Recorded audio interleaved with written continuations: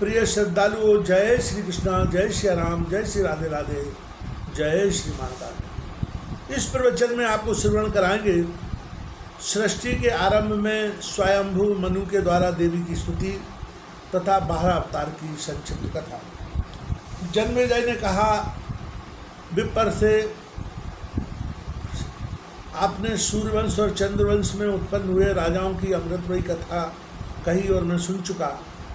अब मैं भगवती जगदम्बा की विशद कथा सुनना चाहता हूँ। संपूर्ण मनमंत्रों में जहाँ जहाँ जिस जिस स्थान पर जिस जिस कर्म से तथा जिस बीज मंत्र के द्वारा देवी की सद्या फलदायिनी पूजा होती है, उन सब प्रसंगों को सुनाइए जिससे मैं कल्याण का भागी बन सकूँ। साथ ही देवी के विराट स्वरूप का भी यथार्थ वर्णन करने की कृपा कीजिए। व्यास जी कहते हैं, राजन सुनो, अब मैं भगवती जगदम्बा की श्रेष्ठ पूजा का प्रसंग कहता हूँ, जिसे करने अथवा सुनने मात्र से ही मनुष्य का कल्याण हो जाता है। प्राचीन काल की बात है, ऐसे ही प्रसंगों को लेकर नारद जी ने भगवान नारायण से पूछा था। उस समय योगाचार्यों के प्रवर्तक भगवान नारायण ने जो उत्तर दिया था वही मैं सुनाता हूँ। एक समय की बात है, ब्रह्मा जी के पुत्र श्रीमान नारद जी भूमंडल पर विचरते हुए भगवान नारायण के आश्रम पर पहुँचे। उन्होंने योगात्मा नारायण से प्रश्न किया। नारद जी ने कहा, देवेश्वर, आप पुराण पुरुषोत्तम, संपूर्ण देवताओं के व्यवस्थापक, जगत को धारण करने वाले, सर्वज्ञानी तथा अशेष सद्गुणों से संपन्न हैं।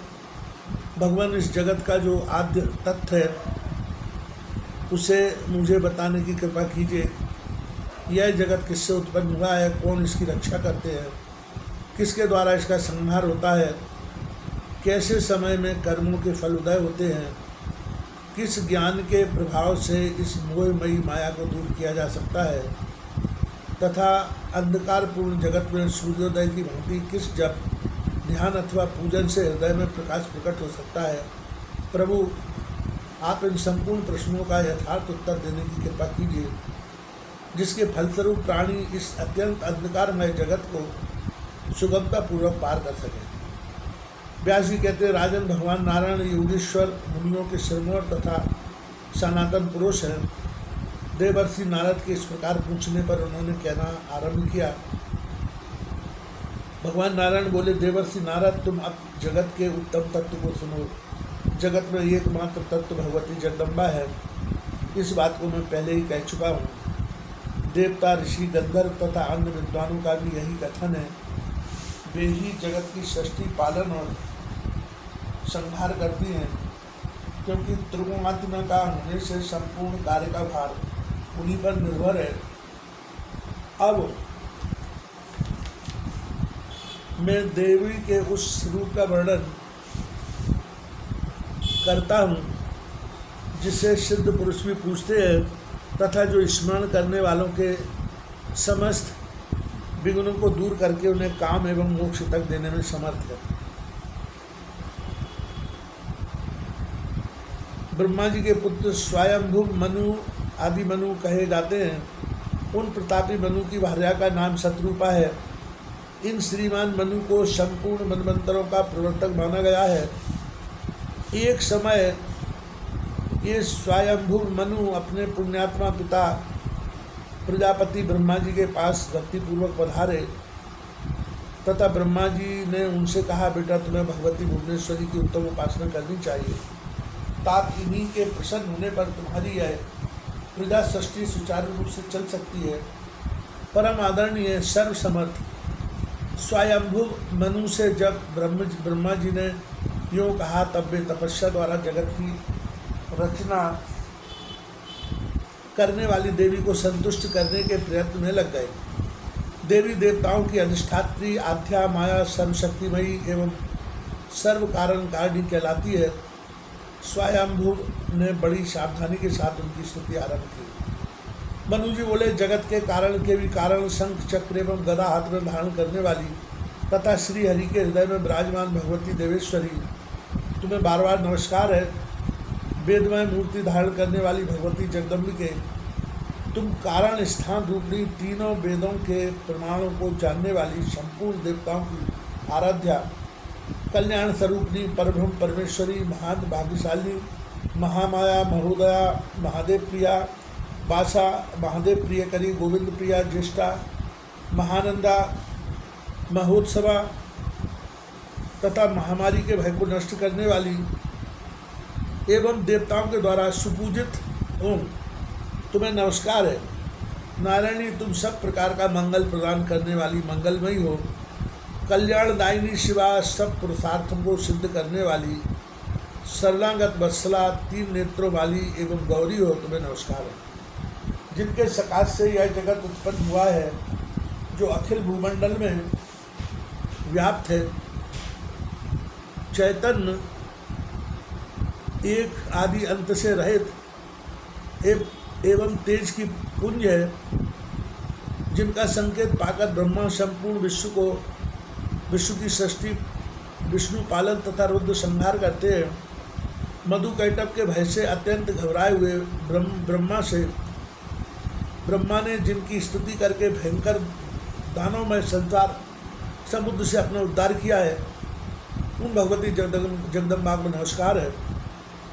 देवी, तुम ही कीर्ति, स्मृति, कांति, कमला, गिरिजा, सती, दाक्षायणी, वेदगर्भा, बुद्धिदात्री एवं अभिया नाम से प्रसिद्ध हो।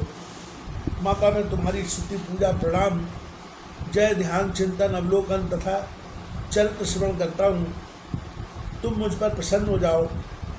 महान मंगलमय विग्रह धारण करने वाली लोकेश्वरी, तुम्हारी ही कृपा से ब्रह्मा वेद के भंडार, श्री हरि लक्ष्मी के स्वामी, इंद्र त्रिलोकी के अध्यक्ष, वरुण जलचर जीवों के नायक, कुबेर धन के अधिपति, यमराज प्रेतों के शासक, नैऋत राक्षसों के नाथ तथा चंद्रमा रसों के स्वामी एवं लोकबंधु बने हैं। जगदम्ब के तुम्हें बारंबार अनेक सा प्रणाम है। भगवान नारायण कहते हैं, देवर्षि नारद, ब्रह्मपुत्र स्वयंभू मनु ने जब इस प्रकार भगवती नारायणी की स्तुति की, तब वे प्रसन्न होकर उनके प्रति बोली। श्री देवी ने कहा, राजेंद्र, ब्रह्मपुत्र, तुम्हें जो इच्छा हो वही वर मांग लो। मैं इस समय तुम्हारी स्तुति, भक्ति और आराधना से परम प्रसन्न हूँ।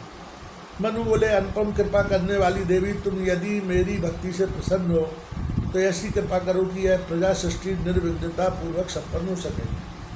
श्री देवी ने कहा, राजेंद्र, मेरे कृपा प्रसाद से तुम्हारी प्रजा सृष्टि अवश्य संपन्न होगी और बिना किसी विघ्न बाधा के वह क्रमशः बढ़ती रहेगी। जो कोई पुरुष मुझ में भक्ति रखकर तुम्हारे बनाए हुए इस स्तोत्र का सदा पाठ करेगा, उसकी विद्या, प्रजा, कीर्ति और कांति में निरंतर वृद्धि होगी, इसमें कोई संदेह नहीं है। राजन, इस स्तोत्र के प्रभाव से मनुष्य धन धान्य से संपन्न हो जाते हैं। उनकी शक्ति कभी शिथिल नहीं होती, वे सर्वत्र विजय पाते हैं। भगवान नारायण कहते हैं, परम बुद्धिमान ब्रह्मपुत्र स्वयंभू मनु को इस प्रकार के वर देकर भगवती जगदम्बा अंतर्ध्यान हो गई।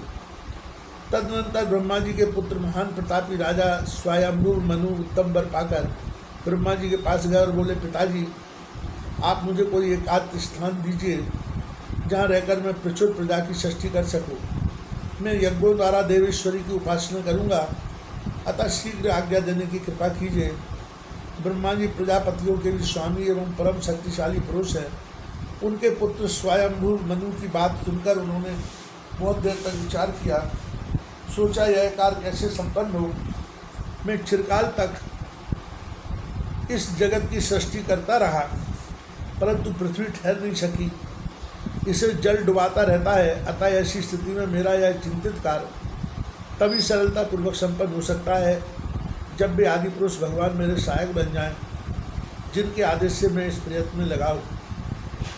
नारायण कहते हैं, परम तपस्वी नारद, पद्मयोनि ब्रह्मा के मन में इस प्रकार की विचारधारा लहरा रही थी।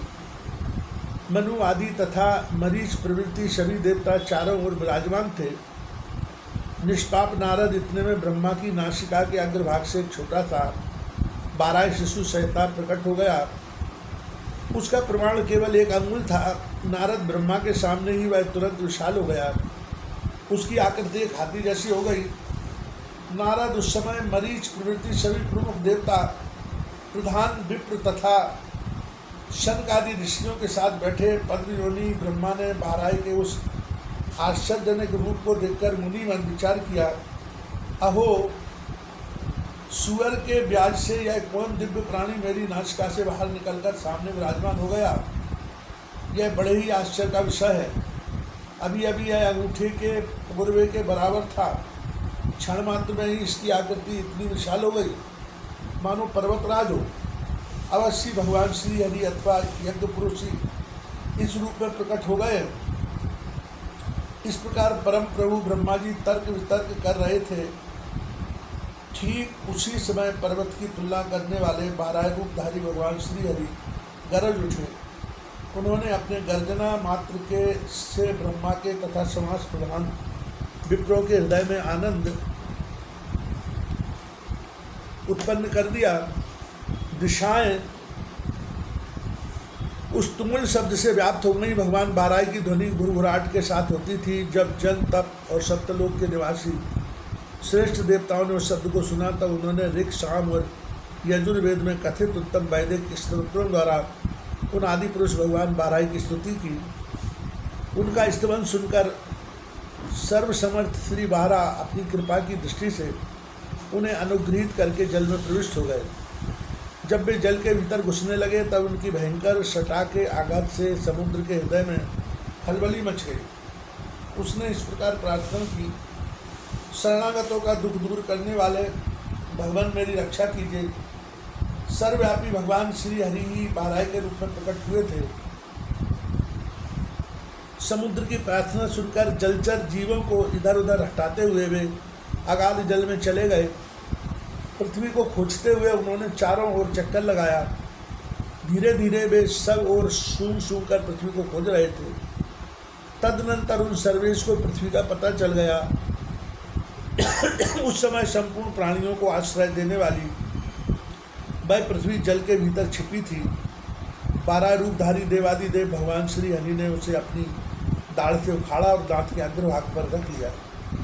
उस अवसर पर उन यज्ञेश एवं यज्ञ पुरुष भगवान बारा की ऐसी शोभा हो रही थी मानो कोई दिग्गज कमलिनी को दांत पर लिए हुए हो। देवेश्वर श्री हरि पृथ्वी को थुतुन पर लिए हुए विराजमान थे। मनु सहित देवादिदेव ब्रह्मा उनकी झांकी पाकर स्तुति करने लगे। ब्रह्मा जी बोले,